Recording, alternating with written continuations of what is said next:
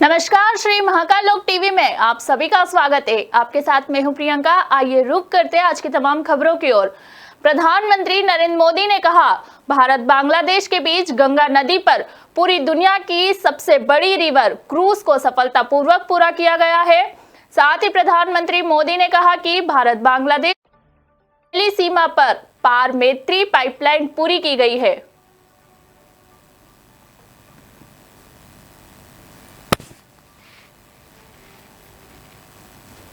दो देशों के बीच भारतीय रुपये में ट्रेड की शुरुआत हुई है।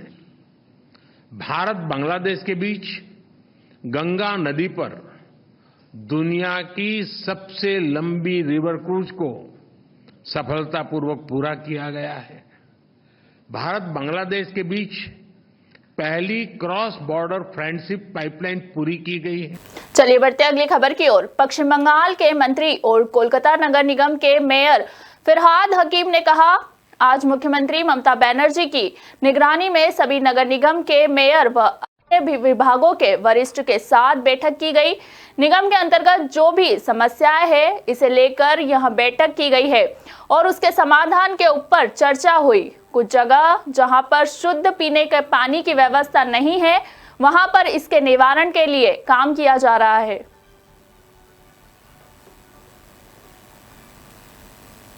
म्यूनिसिपैलिटी का दूसरा सरकारी समस्या से प्रॉब्लम है, उस सब म्यूनिसिपैलिटी को बुलाया गया। जिसका प्रॉब्लम नहीं है उसे नहीं बुलाया गया है। जैसा किसी का प्रॉब्लम है जो दूसरा डिपार्टमेंट का जगह नहीं मिल रहा उसको पंपिंग स्टेशन करने के लिए, उसे बुलाया गया। जैसे कलकत्ता कॉरपोरेशन, कोई म्यूनिसिपैलिटी का है जो उनका जो ड्रेनेज है वो इरिगेशन का जो नाला है वो साफ नहीं हो रहा बोल के वो ड्रेनेज का पंपिंग स्टेशन का पानी नहीं जा रहा, उसे बुलाया गया है। जिसके समस्या है उसे बुलाया गया, जिसके समस्या नहीं है उसे नहीं बुलाया गया है। क्या ऐसा मान सकते हैं कि चुनाव के बाद भी एक समीक्षा बैठक है? अब जो भी एक हमारे मुख्यमंत्री चीफ मिनिस्टर ये बुलाई है, क्या समस्या है क्या करना है, एक ये अच्छा है, हम उसमें हैं, हम जवाब देंगे उनको उनका हर प्रश्न का। आज ज्यादा टॉक टू मेयर हुआ, उसमें ज्यादातर कॉल्स में आया गया कि शुद्ध पीने का पानी जो है, शुद्ध पीने का पानी टालीगंज, यादवपुर और ढाकुरिया के एक जगह तक हमारा नहीं दे पाए अभी तक। उसके लिए हम प्रयास कर रहे हैं। उसके लिए हमें एक धापा में हमारा एक्स्ट्रा 20 मिलियन गैलन जय हिंद में हम लोग प्रोजेक्ट कर रहे हैं, और दूसरा हम एक तो गोड़िया ढलाई ब्रिज के पास एक 10 मिलियन गैलन का कर रहे हैं। ये पहले ये सब जगह में हमारा अंडरग्राउंड डीप ट्यूबवेल है अभी तक। वो जगह आस्ते आस्ते हम लोग जैसे पानी उत्पादन बढ़ा रहे हैं ऐसे ऐसे ये सब जगह में हम लोग पानी का सरबराह करेंगे। तो ये एक मैजिक तो ही नहीं हो सकता, कुछ समय लगेगा। ये बहुत सारे 700 करोड़ रुपया का प्रबंध करना पड़ा हमको। तो ये करके हम लोग को एक अभी प्लानिंग लिया हुआ है, और मेरा आशा है जो 2 साल के अंदर में ये जो समस्या है इससे समाधान हो जाएगा। 2026 उस समय तक आप पूरे कोलकाता को पानी मिलेगा? पूरा कोलकाता को पानी मिल रहा है।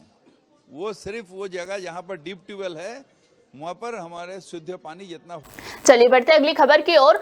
बलौदा बाजार हिंसा पर छत्तीसगढ़ के पूर्व मुख्यमंत्री और कांग्रेस नेता भूपेश बघेल ने कहा, बलौदा बाजार में षड्यंत्र थमने का नाम नहीं ले रहा है और षड्यंत्र के तहत कलेक्टर और एसपी कार्यालय में आग लगी है। अब जो जानकारी आ रही है वहां पुलिस द्वारा वाहन जलाए गए हैं, मारपीट भी की गई है। यह बेहद गंभीर मामला है, यह सरकार का ही षड्यंत्र है। बलौदा बाजार में षड्यंत्र थमने का नाम नहीं ले रहा है, और इस षड्यंत्र के तहत ही कलेक्ट्रेट और एसपी कार्यालय में आग लगी, वाहन में आग लगाया गया। और अब जो जानकारी आ रही है वहाँ वाहन भी जलाए गए हैं, तो पुलिस वालों के द्वारा ही जलाया गया।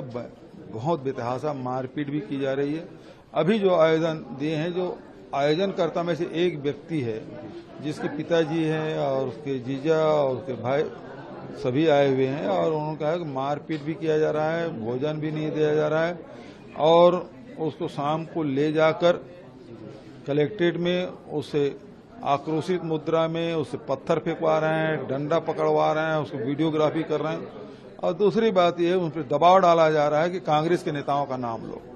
तो ये बेहद गंभीर मामला है और सरकार के देखरेख में ही सब कुछ हो रहा है और ये षड्यंत्र बेहद ही निंदनीय है। सरकार का ही षड्यंत्र, बिल्कुल सरकार के षड्यंत्र नजर आ रहा है।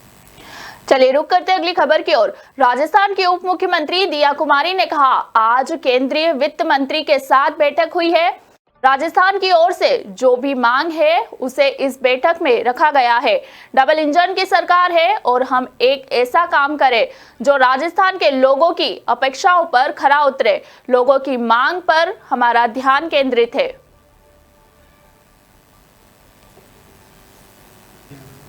जी बिल्कुल, आज हमारी केंद्रीय वित्त मंत्री श्रीमती निर्मला सीतारमण जी ने सभी स्टेट्स के फाइनेंस मिनिस्टर्स को बुलाकर प्री बजट मीटिंग ली है, सुझाव लिए हैं और उसमें राजस्थान की तरफ से मुझे भी मौका मिला है कि राजस्थान की जो हमारी डिमांड्स हैं, जो मांगे हैं, उनको यहाँ रखा जाए।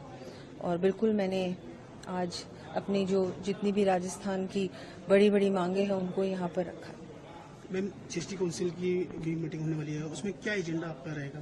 नहीं, एजेंडा तो अभी मीटिंग होगी उसमें रखा जाएगा, लेकिन देखिए अभी डबल इंजन की सरकार बन चुकी है राजस्थान में, लोगों की अपेक्षाएं भी बहुत है और पूरा प्रयास रहेगा कि केंद्र में मोदी जी की सरकार और राजस्थान में भजनलाल जी के नेतृत्व में हम मिलकर एक ऐसा काम करें जो मुझे लगता है कि राजस्थान के लोगों की अपेक्षाओं पे भी खरे उतरे और जो कि इतने वर्षों से 5 वर्षों से जो जिस तरह से विकास से दूर रखा गया है, विकास के कोई काम नहीं हुए राजस्थान में, वो सारे काम हम लोग करवाएं भी और दोबारा से एक अच्छी सरकार बने जो विकास भी करे, लोगों के लिए जो भी लोगों के जो मांगे हैं, लोगों के काम हैं, उस पर भी हम लोग पूरी तरह से ध्यान दें।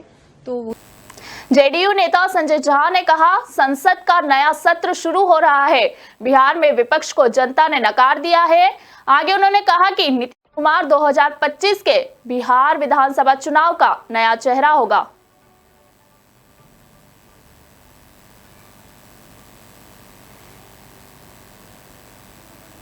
नहीं, हम लोग का नया सेशन शुरू हो रहा है और सरकार बनी है, पहला सेशन शुरू होने वाला है और इतने बड़े मैंडेट से मिली है। बिहार की जनता ने इतना बड़ा समर्थन दिया है हम लोगों को और जो विपक्ष में जो बिहार में लोग थे उनको बुरी तरह नकार दिया है। तो एक तो 2025 का भी संकेत दे दिया बिहार के जनता ने जो बिहार में क्या होगा और जो इतना बड़ा मैंडेट दिया है, हम लोग की जवाबदेही अगले 5 साल में बिहार के इंटरेस्ट में बिहार के लिए जो काम है वो केंद्र में हम लोग परस्यू करके उसका। चलिए बढ़ते अगली खबर की ओर।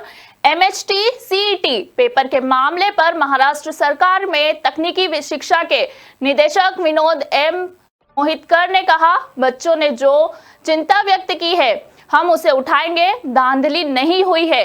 कुछ सवाल जो गलत थे उसका निवारण भी किया गया है और उसका किस प्रकार से निवारण किया गया है उसे भी वेबसाइट पर विस्तारित रूप से किया गया है। जो गलतियां थी उसका निवारण पहले ही किया गया था।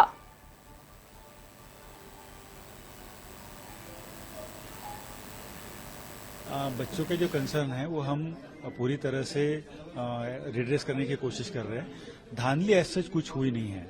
बच्चों को कुछ सवालात जो गलत थे वो गलत सवालात का रिड्रेसल भी किया गया है और वो कैसे रिड्रेसल हुआ है वो भी सीईटी के वेबसाइट पे डिक्लेयर किया हुआ है।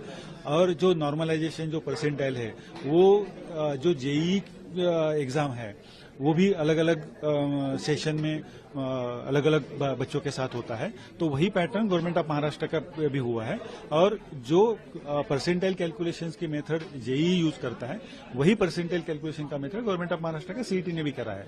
तो उसमें कोई धांधली नहीं है। ये हो सकता है अलग अलग सेशन के जो बच्चों का है वो मार्क्स जो है वो मार्क्स में परसेंटाइल कैलकुलेशन के बाद जो है वो सही मार्क्स